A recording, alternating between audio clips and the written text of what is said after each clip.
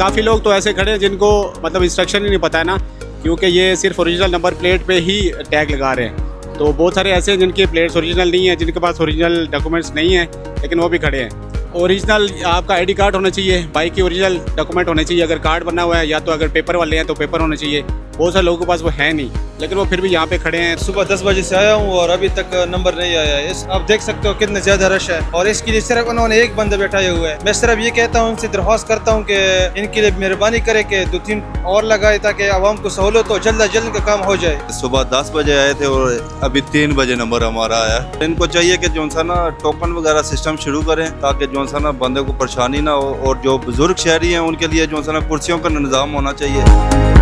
ये 250 रुपया पेमेंट की है और कोई चार्जेस नहीं है इसके। हम आए में तकरीबन 1.5 घंटा हो गया है अभी, तो रश काफ़ी ज़्यादा है यहाँ पे। 250 फीस ले रहे हैं और रिक्वायरमेंट भी इनकी है, शनाख्ती कार्ड लाना है और ओरिजिनल बाइक का कार्ड लाना है। इन्होंने टोटल एक बंदा बैठाया हुआ है, वही बंदा एंट्री भी कर रहा है, वही बंदा बाहर आके स्टिकर भी लगा रहा है। रश ये आप देख सकते हैं, 200-250 से बंदा ऊपर ही खड़ा होगा। तो मैं खुद 10:30 बजे का खड़ा हूँ तो मेरा अभी तक नंबर नहीं आया।